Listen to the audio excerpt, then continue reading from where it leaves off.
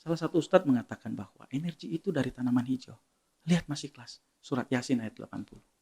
Surat Yasin ayat 80. Iya, di situ Allah itu sudah memberikan di Al-Quran itu. Ya kan, alladzi ja'ala lakum minal ardi minal sajaril dari naro faida antum minhu tuqidun. Di situ bisa dilihat. Mas Ikhlas tuh kita membayangkan yang mengerjakan. Tapi ternyata kan Tim besar. Tim Iya. besar. Tim besar. Ada ahli kimia, ada untuk kesehatan, ada apoteker, ada sosialnya juga, ada orang elektro, bahkan orang IT. Kita ada tim semua di sini, anak-anak muda semua insya Allah. Beras itu kan pangan ya, jadi nggak mungkin bahan baku Bobby Boss dari beras. Oke. Tidak Tapi mungkin. dari jerami. Dari jerami itu final fix itu, kami benar-benar dari jerami gitu. Iya. Nah jerami ini kita olah proses ekstraksi melalui proses 5 tahap.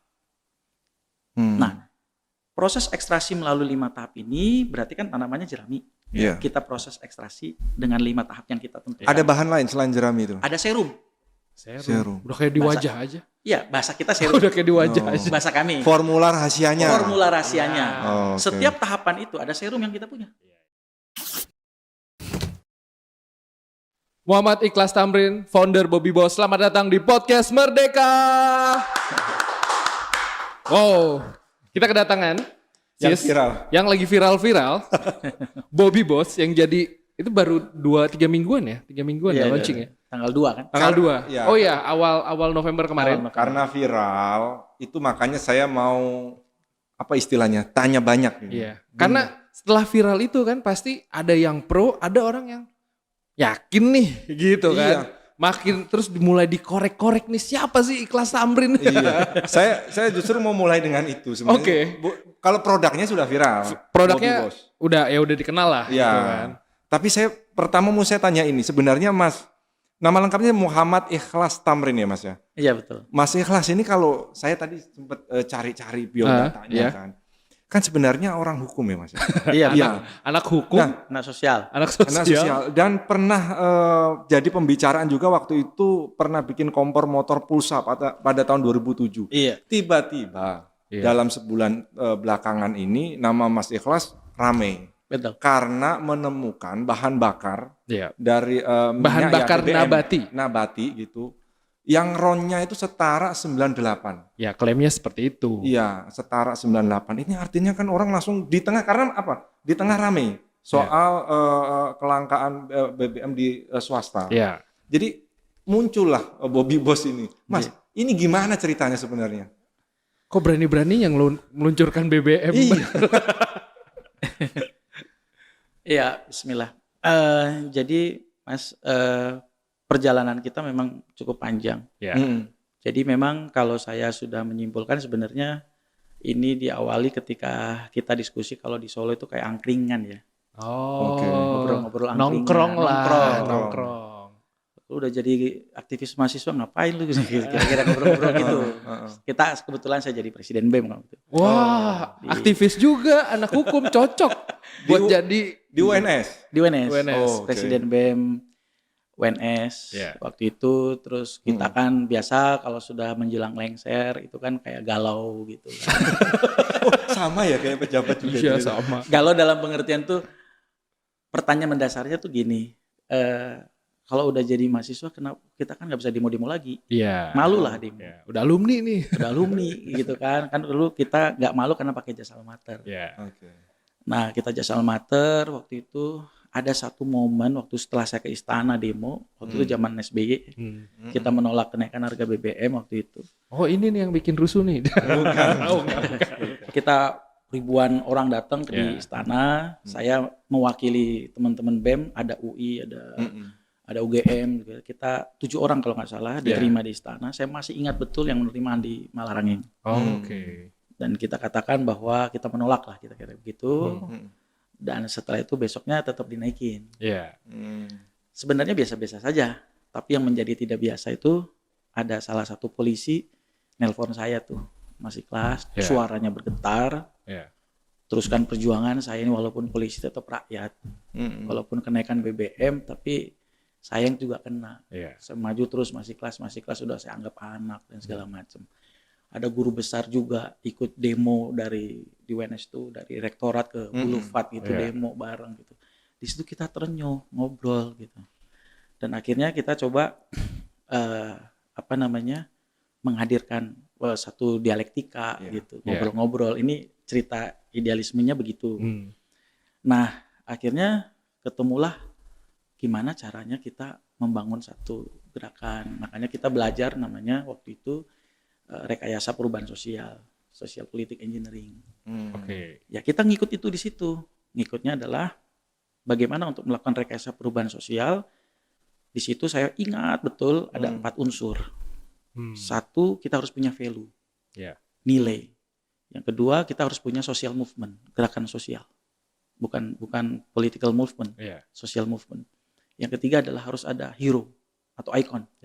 Yang keempat, momentum. 4 ini kalau kita penuhi, insya Allah akan terjadi satu rekayasa perubahan sosial. Nah, kita bikin satu. Apa visi kita? Visi besarnya apa? Nah, saya ketemu dengan Pak Dr. Sutanto, guru besar, salah satu guru besar di mana? Di UNS. Saya diskusi panjang lebar sama beliau. Kita bicara tentang teori lah, namanya beliau. Dia mengatakan, Mas, kalau mau bikin jangan tanggung-tanggung kalau punya mimpi. Dikomporin lah. Dikomporin. Punya visi harus ukurannya mega. Saya masih ingat betul itu kata-kata itu. Ya udah, akhirnya kita tetapkanlah visi kita. Visi kita adalah Indonesia sehat, daulat air, pangan, dan energi. Itu visi yang kita lakukan, yang kita hadirkan. Itu megah banget tuh. Megah sekali. Bahkan kita dicemooh dalam tanda kutip. Emang lu siapa kelas ngomong? Ini alumni baru ngomongnya. Iya, jadi kita ini bukan lahir dari orang yang punya inilah kita masyarakat biasa, tapi kok visinya sepanjang udah itu. Kayak visi presiden aja. Iya. Ini kita nggak punya interest ke sana ya, Mas. Itu obrolan angkringan yang akhirnya kita seriusi. Obrolan kelas menengah lah. Betul, obrolan akhirnya kita seriusi, yuk kita bikinlah gitu. Akhirnya dengan cara apa? Kalau kita bikin gerakan lagi, dalam pengertian wacana kita udah bosen. Akhirnya riset di situ. Akhirnya kita mendedikasikan sebagai TTO, Mas. Transfer Technology Office. Saya datang ke kampus-kampus, ketemulah para periset-periset. Ngobrol, gimana sih ngobrol tentang Indonesia sehat? Ngobrol tentang masalah ini, diskusi panjang lebar. Dan akhirnya ada satu pertanyaan mendasar yang menurut saya ini simple tapi jawabannya sulit. Gimana mewujudkannya Indonesia sehat, daulat air, pangan, dan energi? Indonesia berdaulat aja tuh. Iya, akhirnya kita simpulkan menjadi satu jawaban yang simple. Kita bikin bagan di internal kami. Visi itu akan terwujud atau Indonesia akan terwujud berdaulat apabila rumahnya berdaulat. Rumah kita. Setiap rumah tangga. Setiap rumah di Indonesia berdaulat. Bagaimana rumah itu berdaulat? Apabila belanja domestik setiap rumah itu disuplai oleh manufaktur lokal. Dan manufaktur lokal itu harus meniscayakan riset untuk menghadirkan produk yang baik, tetapi harganya yang ekonomis. Yang ekonomis lah. Itu filosofi dasar kita. Maka kita rantai tulis apa saja belanja domestik rumah tangga, mulai dari sabun, mulai dari air, mulai dari pangan, mulai daripada energi. Mimpi kita seluruh suplai kebutuhan rumah tangga itu disuplai oleh manufaktur lokal. Berpikir dari dalam rumah dulu berarti. Dalam rumah. Karena kunci Indonesia berdaulat, lihatlah rumahnya berdaulat atau enggak. Lihatlah sabun mandinya disuplai oleh siapa. Lihatlah pangannya disuplai oleh siapa. Telurnya disuplai oleh siapa. Pakannya dari mana. Itu pertanyaan-pertanyaan mendasar. Yang menurut saya nggak mau sekedar wacana. Nggak boleh kita gembar-gemborkan tolak-tolak, tapi nggak ada solusi. Lalu pada titik yang akhirnya salah satunya soal energi itu sampai ketemu pada titik untuk BBM ini gimana? Boleh, ada perjalanan spiritual sebenarnya di situ. Saya ada saya meragukan karena di sini kan kaitannya juga saya harus berumah tangga.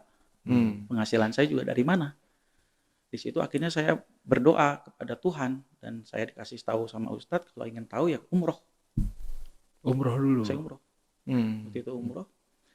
Di luar dugaan ketika saya umroh, saya dimudahkan subhanallah waktu itu. Ini sedikit agak melankolis nih. Iya.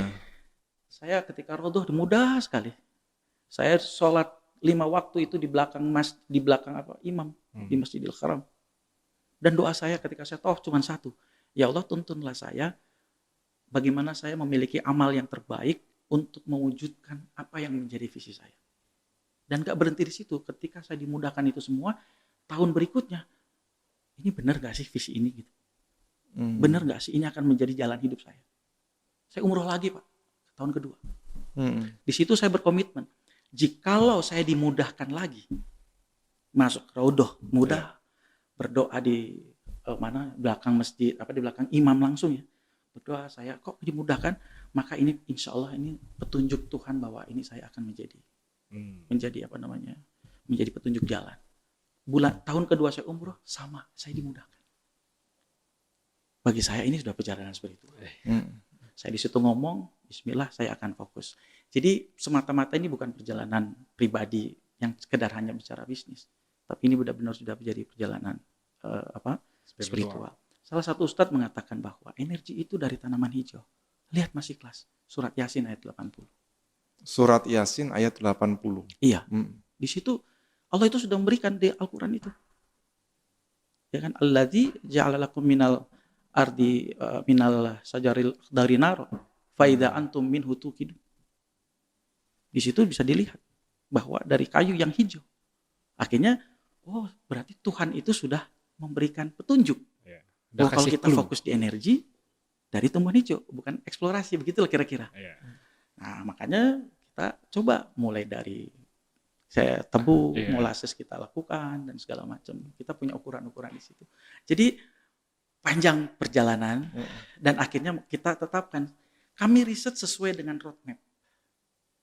Kami akhirnya mengumpulkan para periset-periset anak-anak muda nih yang punya visi yang sama. Yang sulit itu mencocokkan visi, Mas. Karena kan gini, Mas. Mas Ikhlas tuh kita membayangkan yang mengerjakan. Tapi ternyata kan tim besar.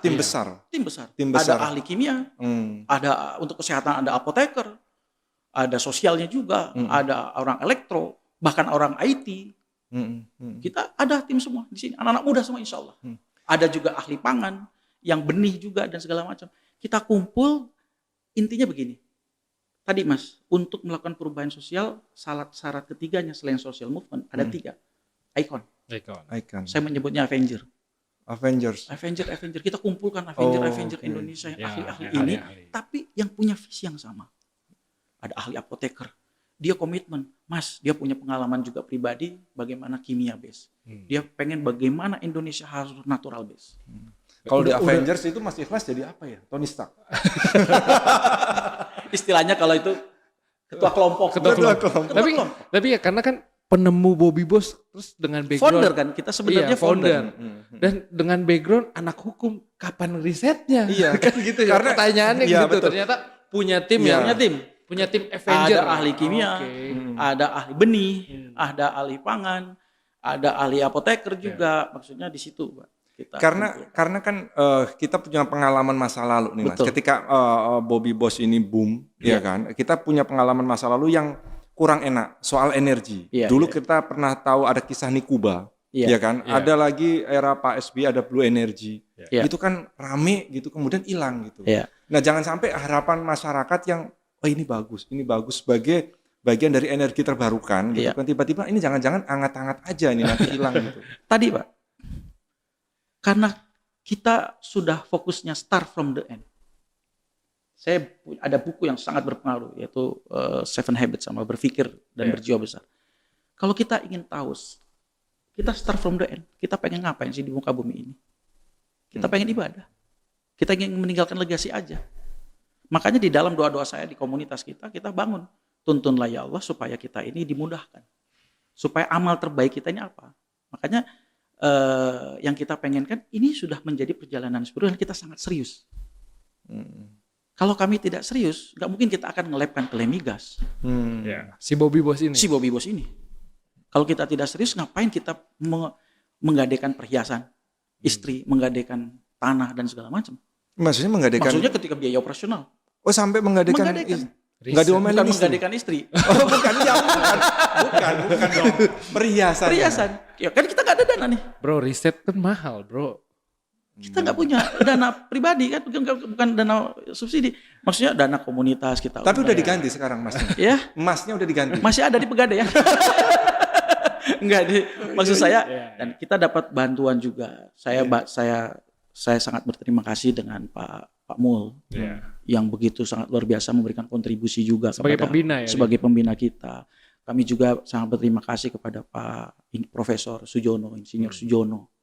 Kami juga banyak Dr. Sutanto, orang-orang yang di belakang layar yang punya ketulusan, kegilaan dalam tanda kutip. Mereka percaya, mereka percaya dengan mimpi, visi. Di situ saya nggak bisa, di situ menjadi beban moral saya. Kami dengan tim fokusnya adalah bagaimana mewujudkan Bobby Boss ini menjadi identitas energi baru terbarukan di Indonesia. Akhirnya ketemu. Kan sebelumnya masih di awal-awal launching, itu masih dirahasiakan tuh sama Mas Ikhlas.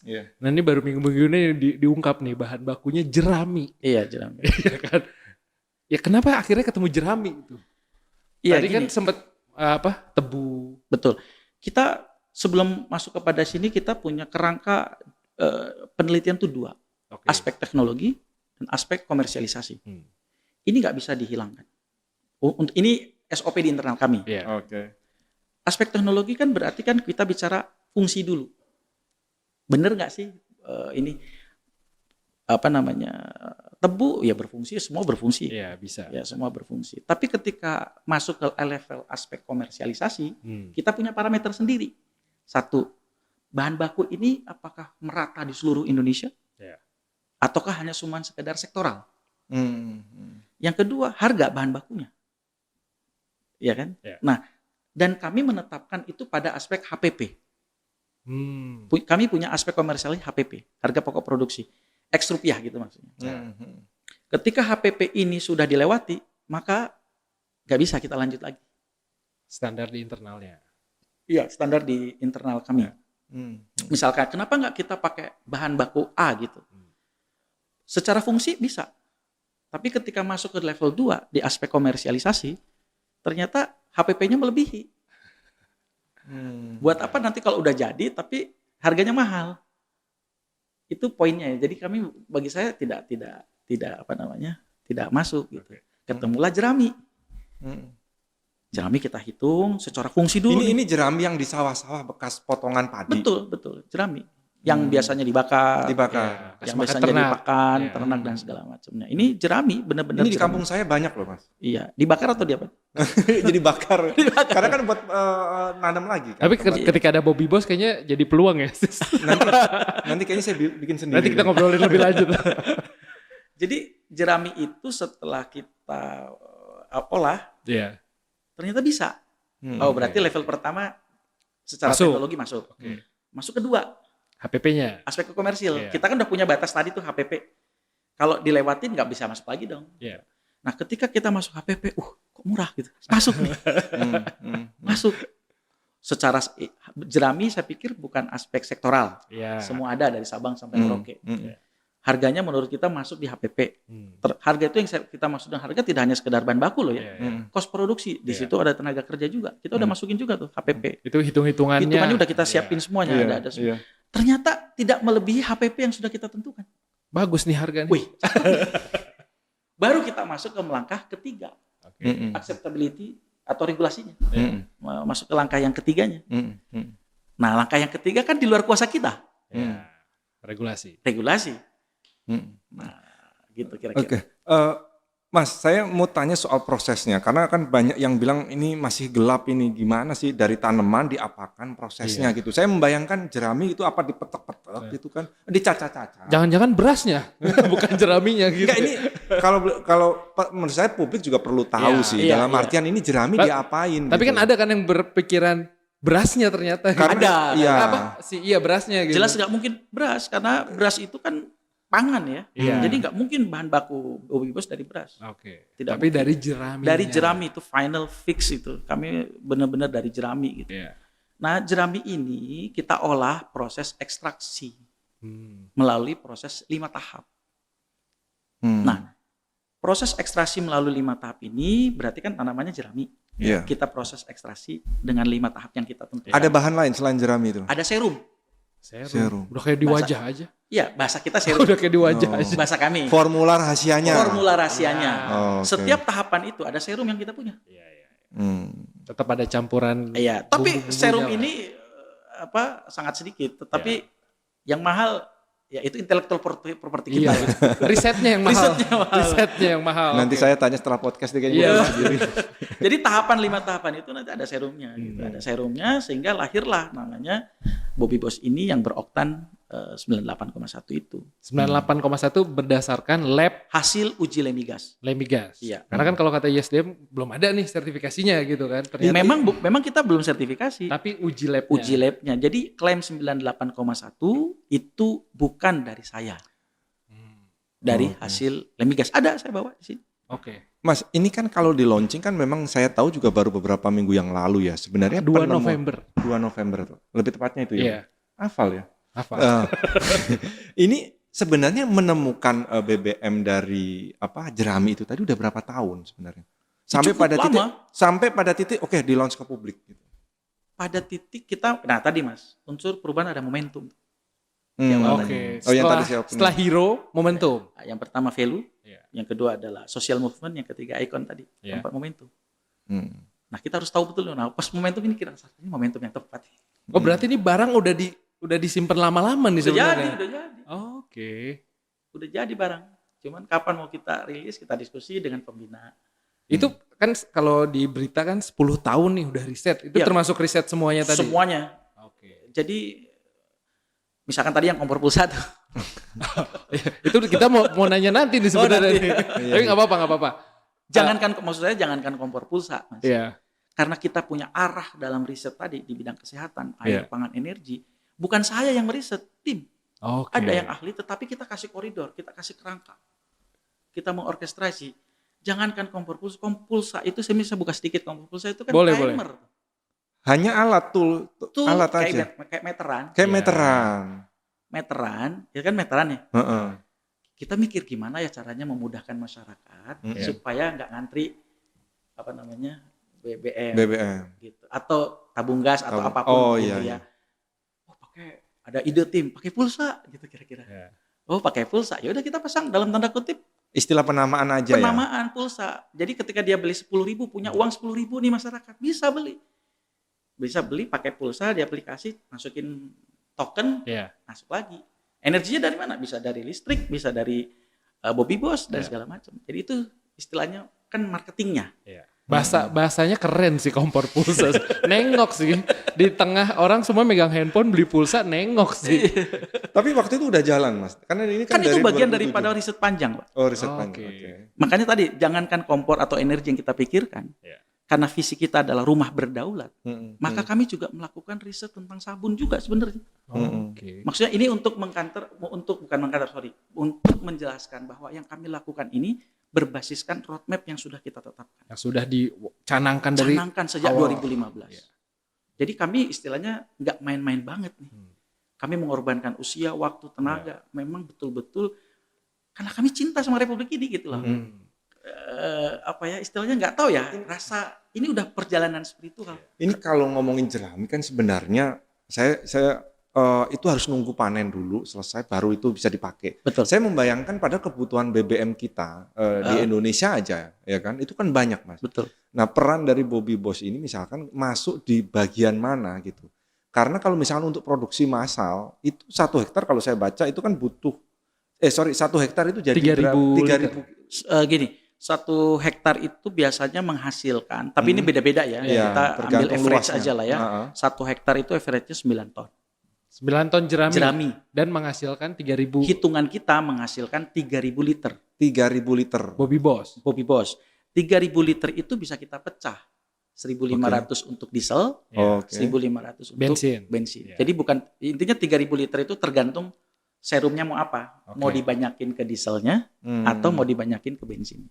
Kalau kalkulasi sawah seluruh Indonesia misalkan. Saya baca data BPS tahun 2015. Tahun 2015 saya baca jumlah sawah kita itu 8,1 juta. Hektar. Aktif tuh semua ya? Aktif. Ini 2015 pasti kan ada penambahan. Setahun panen 2 kali? Rata-rata 3 ya. 3 kali? Rata-rata kan 3 ya. Saya sudah menghitung kalau itu bisa dilakukan, pemerintah Presiden Prabowo misalkan membuat semacam instruksi presiden atau apapun istilahnya regulasinya, bahwa sawah dikelola secara integral antara pangan dengan energi, maka jeraminya itu akan menjadi komoditi bahan baku yang sangat luar biasa untuk energi. Kita hitung saja. 8 juta dikali 3.000. 3.000 liter. Sudah berapa miliar liter? Banyak. Sebentar saya nggak ngitung dulu. Saya sudah menghitung. Kebutuhannya kebutuhan domestik BBM sesuai data itu kan kalau tidak salah 1,6 juta barel per hari. Ya. Kita bisa googling juga kapasitas Pertamina kan di situ ada sekitar 600.000 barel. Berarti kan ada selisih 1 juta. 1 juta barel. Nah, 1 juta barel ini yang menurut bacaan kita yang di Google ya, itu adalah impor. Kan begitu ya. Nah, kalau ini bisa dikombin antara fosil base dengan nabati base, ini dikombin, insya Allah Indonesia sudah swasembada energi. Jadi bisa melengkapi. Bukan saingan kan? Bukan saingan. Melengkapi, dan saya membayangkan itu negara yang harus punya power. Kenapa? Supaya sawahnya dijadikan sebagai ladang ekosistem, ladang pangan dan ladang energi. Butuh tanda tangan saja. Sehingga nanti turunan, ada SDM, kita kolaborasi, kita tuntaskan begini. Kebutuhan domestik itu nggak perlu impor ini lagi. Kalau kita membayangkan lagi, ini lagi-lagi karena kan barangnya belum ada. Ini karena udah ngebayanginnya kayak enak nih ya. Ngebayangin enak kayak karena kita udah swasembada energi, kayaknya harga semua terjangkau deh. Ini kan cara membuatnya itu susah, rumit, butuh pabrik besar, ya kan? Setiap provinsi harus ada gitu kan? Atau bagaimana sih Mas? Itulah mengapa kemarin kita MOU dengan KDM tuh. Iya, itu rame tuh. Rame ya. Iya. KDM itu kan kita ingin membuktikan bahwa kami akan berproduksi di mana? Di Jawa Barat. Uji publiknya. Uji publik. Okay. Bahwa dari jerami, kami karena kemarin udah kita MOU, maka tanggung jawab kami ada menyiapkan mesin. Kita lagi lembur bikin mesin sekarang, karena mesinnya harus rancangan kita. Kita nggak beli mesin baru. Bikin sendiri. Kita bikin sendiri. Rakitan sendiri mesin kita. Maka insya Allah ini kemarin saya pulang, kita langsung meeting sama internal, kita bahas tim las dan segala macam, 3 minggu kita bikin mesin. Nah kalau 3 minggu kita bawa ke Lembur Pakuan, silahkan bisa dilihat. Insya Allah itu menjadi bagian daripada pembuktian. Berarti nanti ketika udah ada mesin di Lembur Pakuan, launching dibuat uji publiknya KDM, bisa dilihat. Kita bisa liputan bareng. Bisa. Dan nanti ada satu kejutan lah nantilah kita siapin juga. Mesinnya kayak gimana nanti bisa lihat. Tapi mesinnya besar. Ya kita lihat. Kapasitas, berarti lebih besar sih. Enggak. Karena kita kan nggak boleh jualan kan. Regulasinya nggak boleh jualan. Hanya fokus untuk uji publik. KDM kan punya 500 hektar ya kalau nggak salah. 1.000 hektar. 1.000 hektar. Tapi kemarin kesepakatan kita dengan KDM adalah uji publik dulu. Uji dulu. Uji coba dulu, tidak untuk dijual. Tetapi untuk membuktikan bahwa benar gak sih jerami ini bisa sebenarnya itu saya pengen tahu sih, bener bau bensin gak sih kayak gitu? Tipis sih, gue udah pernah nyium tipis sih. Masih ada bau. Ada. Tapi tipis. Beda sama yang bensin lain. Gue pernah nyium langsung. Ada masih bau bensin gimana sih? Tapi nggak terlalu tebel ya. Mas. Iya. Oke, Mas saya lanjut soal ini kan. Namanya membuat produk itu kan harus ada stempel izinnya. Betul. Gitu. Sejauh ini kalau Bobby Boss itu secara regulasi gimana? Secara regulasi diizinkan nggak nanti? Nah, karena kan tadi jerami itu belum punya nilai pasar tuh jerami itu. Kita alhamdulillah saya juga sangat terima kasih kepada Kementerian SDM. Kita udah diskusi cukup panjang dari tadi dengan Kementerian SDM ada Dirjen EBTKI. Energi baru terbarukan. Betul. Jadi ternyata setelah kita diskusi panjang lebar, karena kami adalah 100% nabati, bahan bakar kita 100% nabati, maka rumahnya itu bukan di Dirjen Migas. Rumahnya, tapi di EBTKE.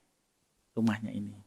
Nah, ketika rumahnya di EBTKE ini, kan yang sudah ada parameter-parameter itu tadi udah disebutkan. Ada namanya bioaftur, ada namanya biodiesel, ada namanya apa, saya lupa, ada 4 yang sudah punya parameter.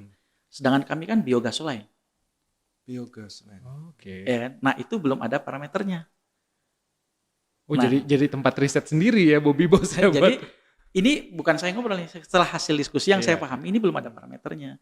Makanya saya sangat berterima kasih atas pencerahan daripada ini. Makanya yuk kita bareng-bareng nih. Makanya kita pengen terus mendapatkan arahan daripada Kementerian SDM khususnya EBTKE. Karena kelihatannya rumah kami di EBTKE itu.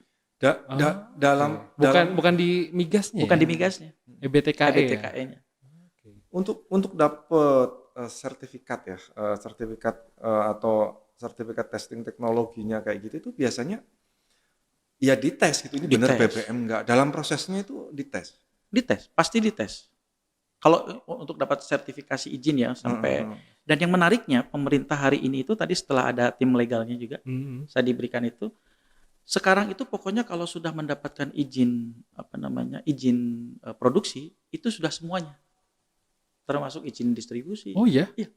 Kalau dulu kan dipisah-pisah. Jadi sekarang satu izin bisa langsung dipasarkan. Bisa dipasarkan. Wah, ini itu yang menarik. Nah, makanya saya terima kasih tadi udah diskusi. Makanya kita jadi tambah semangat nih. Tambah semangat kita mau. Nah, ujinya memang ya panjang kan. Kita harus salah satu ujiannya ngapain sih? Dites apa gitu. Pertama kan pasti uji tes baca Quran. Terus nanti kedua uji nanti dipakai di mobil kan? Iya. Di mobil dinanjakan. Ada proses-proses yang sudah mereka punya standarisasi. Sama kayak mobil baru ya? Iya. Uji tabrak, uji ini kayak bukan uji tabrak. Enggak, maksudnya kalau uji soal mobil baru. Iya. Nah, ini kan uji BBM, bener nggak isinya BBM, jangan-jangan air gitu. Iya. Ketahanannya sampai di tingkat panas berapa? Merusak mesin enggak deh gitu. Walaupun sebenarnya kami juga sudah melakukan itu. Sebelum berani gitu kan. Kami kan mulai dari beli mesin diesel dulu, Mas. Kita beli mesin dulu, berhasil, kita ukur berapa menit dan segala macam. Setelah itu kita masuk ke motor kita masukin sampai 600 kilo, ditanjakan, diturunan, boncengan dan segala macam. Setelah itu kita beli mobil yang agak 4x4 ya? Escudo, itu kita beli Navara. Enggak, sebelum sana. Waktu di awal-awal. Kita beli mobil yang modalnya masih dikit. Enggak, Escudo. Karena pas lagi launching tuh kelihatan ada Navara, ada Alphard, mobil-mobil karena kita sudah pede. Formulasinya udah kita kunci. Ini pas lagi dananya. Kalau awal-awal kan belum tentu. Iya, risetnya terbatas nih soalnya. Kita punya mobil, berani nggak pakai mobil lu? Bocose. Kan awal-awal Mas. Iya. Kan kita ada mobil ya. Saya ada mobil Fortuner, ada mobil ini Innova. Ini diam-diam gitu. Bocose. Jangan dulu. Terus akhirnya apa? Kita carilah mobil-mobil second yang kita beli 27 juta. Waktu itu Escudo kan. Ya udah wis, ini mau rusak mau apa, kita udah ikhlasin lah gitu. Dan rusak? Enggak, rusak. Berbet. Di riset awal tuh. Iya, awal. Duk. Udah pas enggak berbet, cepet habis. Pengopannya gimana gitu. Ya sempat hopeless juga. Sempat kita merasa entek duit habis dana risetnya makin tipis nih. Ya kurang lebih begitulah. Tapi ya bismillah kita semangat lagi. Akhirnya, berhasil. Nah, akhirnya berani nggak pakai Fortuner. Nah, penentuan di situ yang kita paling deg-degan. Karena kalau ini rusak, perbaikannya lebih gede nih. Kan kita butuh mobil. Akhirnya mobil Sienta, mobil Fortuner, kita pakein semua. Akhirnya kita ketol kan, supaya cepet gitu. Alhamdulillah lancar. Akhirnya kita datang ke SMK. Saya juga terima kasih di sini. Saya bisa boleh nyebut. Boleh. SMK Muhammadiyah Purworejo. Kita ajak kepala sekolahnya. Dia SMK otomotif. Saya terima kasih kepada Pak Marjo di sini yang beliau kepala sekolahnya. Oh, pakai mobilku. Kalau pakai mobilnya masih kelas, jangan-jangan sudah diisi modif gitu. Akhirnya pakai mobil Innovanya standar. Dia bawa sopirnya bawa emisi. Kan temanya sekolah otomotif ya. SMK maksudnya bukan SM itu ya, SM sekolah menengah. Nah, dia datang bawa emisi dan segala macam, bawa timnya. Kita before after. Udah jalan diuji emisinya before after, before-nya emisinya sekian dan sekian. Alhamdulillah lancar. Kita semakin pede. Dan udah kita kunci, baru kita ke labkan Lemigas. Ternyata keluarnya 98. Jadi prosesnya itu, maksudnya saya cerita ini bukan proses 1 hari. Proses hopeless-nya juga banyak, proses ketemu dengan Innova dan segala macam. Akhirnya sekarang bismillah, mobil apapun insya Allah bisa lah kompatibel dengan bahan bakar kita. Dan pas lagi launching yang menarik, owner Prima Jasa ya? Betul. Pak Haji Amir ya? Iya. Itu juga hadir dan siap. Beliau sangat mensupport. Jadi ada bos bis nih, Haji. Itu siap tuh 1000 bisnya katanya gitu. Iya.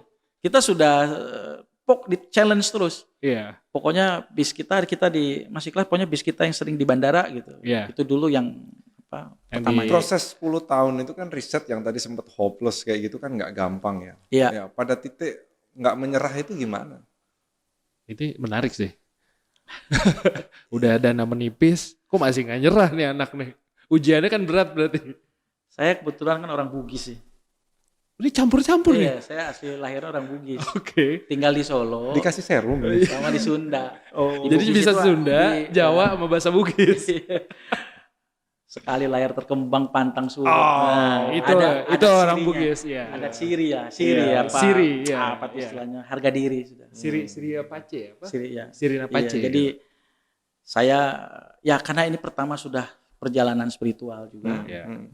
Terus tim kami juga banyak, tim riset kita, inovator muda ini juga banyak.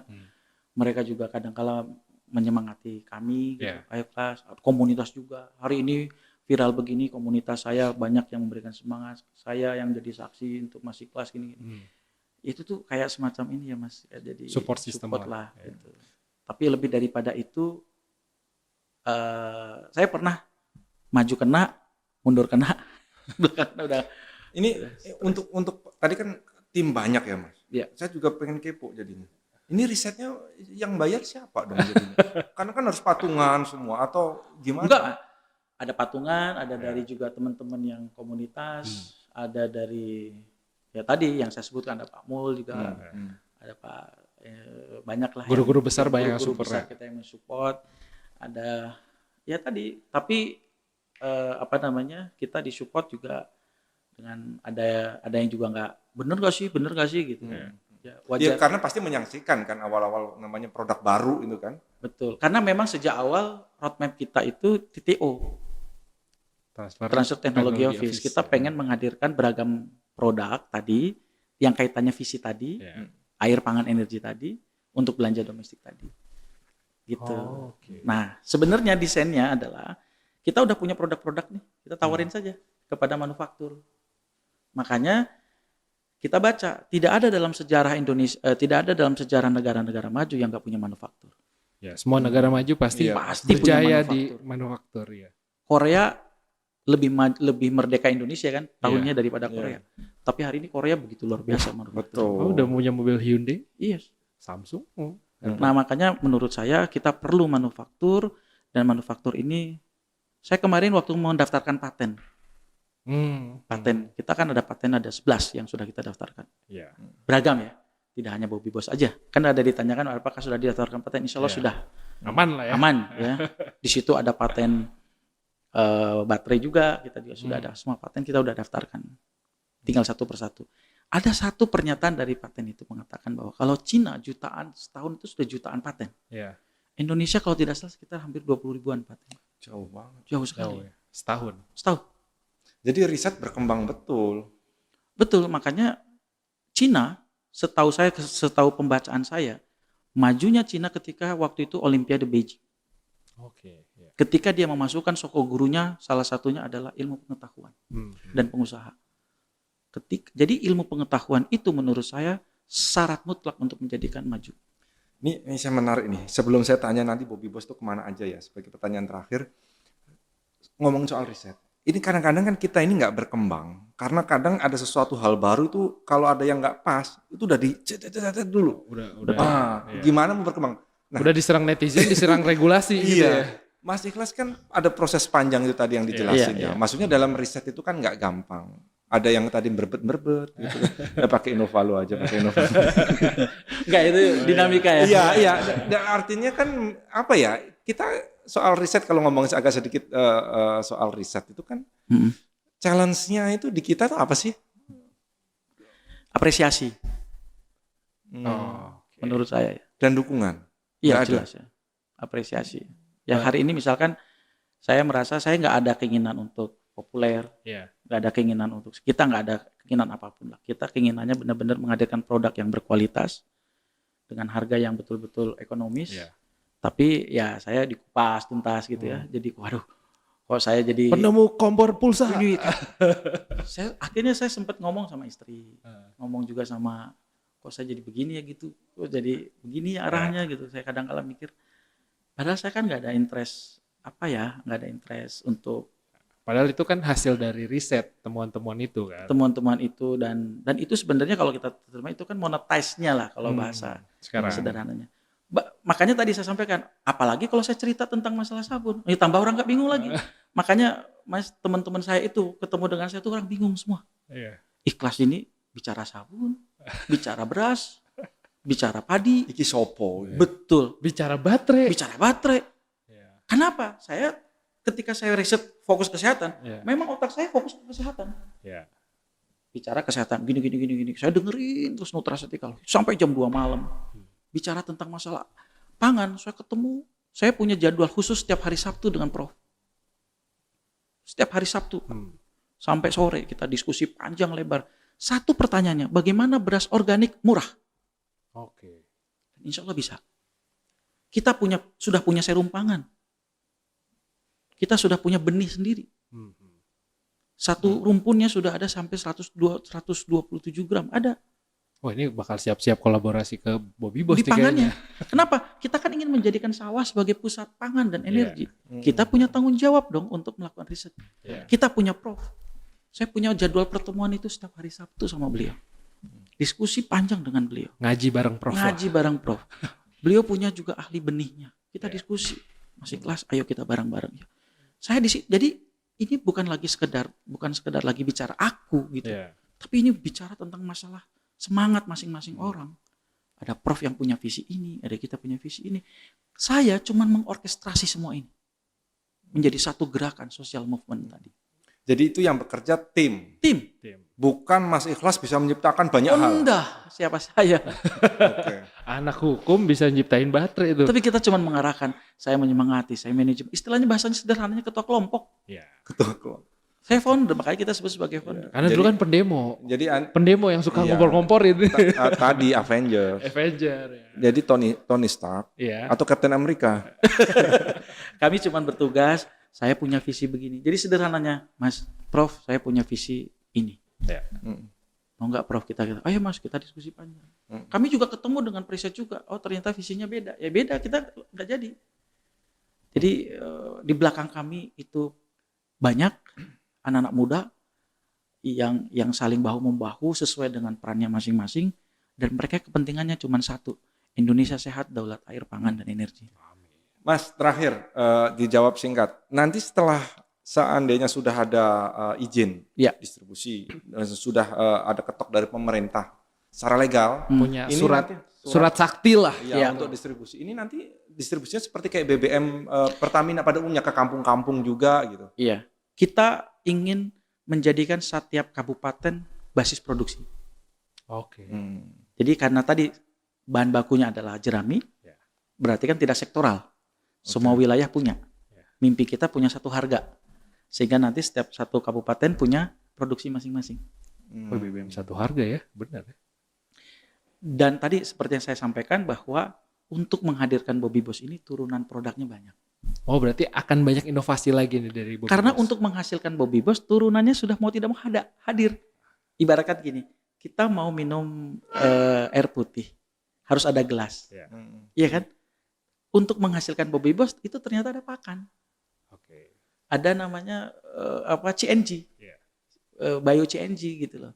Nah, ini kan saya pikir menjadikan kita semakin optimis apabila pemerintah daerah, pemerintah pusat ini kita benar-benar berkolaborasi, maka setiap kabupaten di setiap wilayah ada 550 kabupaten kota di seluruh Indonesia, maka harapan saya ada 550 basis produksi di seluruh Indonesia. Amin, amin. Dan punya 550 kantor, Mas Iksan, di setiap wilayah Indonesia. Mas Iksan, Mas Iksan, ikhlas, kok Iksan mulu? Mas Ikhlas, terima kasih. Siap. Sudah sharing, sudah menceritakan apa sih Bobby Boss. Sebenarnya kita masih gregetan ya, Sis ya. Tapi nggak apa-apa. Kita juga nggak mau kalah sama Bobby Boss. Kita nungguin part 2-nya. Dari Bobby Boss gebrakan-gebrakannya tentu sukses terus buat Mas Ikhlas dan tim. Ya semangat lah, karena walaupun netizen ada yang pesimis tapi banyak yang optimis. Siap. Banyak gerakannya ini kan cita-citanya mulia ya, walaupun nggak semuanya suka kayaknya. Tapi tetap semangat terus, Mas. Ya, ikhlas saya, Pak. Ikhlas. Oh. Dan kita tunggu gebrakannya nanti di KDM ya, minggu depan ya rencananya ya. Kita sekarang setelah MOU kita langsung lembur, langsung kita bikin mesin. Oke. Kita langsung bikin mesin. Jadi saya kemarin setelah dari beliau tanda tangan, saya langsung pulang ke Solo. Saya langsung rapat dengan tim bengkel. Kita langsung bikin mesin. Saya tanya berapa waktu untuk bikin mesin? Sekitar 3 minggu. Jadi kalau mesin ini udah jadi, bismillah kita akan langsung bawa ke Lembur Pakuan. Bismillah kita akan menjadi produksi perdana yang bisa dilihat oleh publik di Lembur Pakuan. Kita siap langsung jadi saksi ya. Kita berangkat ya ke sana ya. Thank you Mas ya. Siap, terima kasih. Terima kasih juga sahabat Merdeka. Mas, terima kasih ya. Ya. Terima kasih Mas. Iya Mas.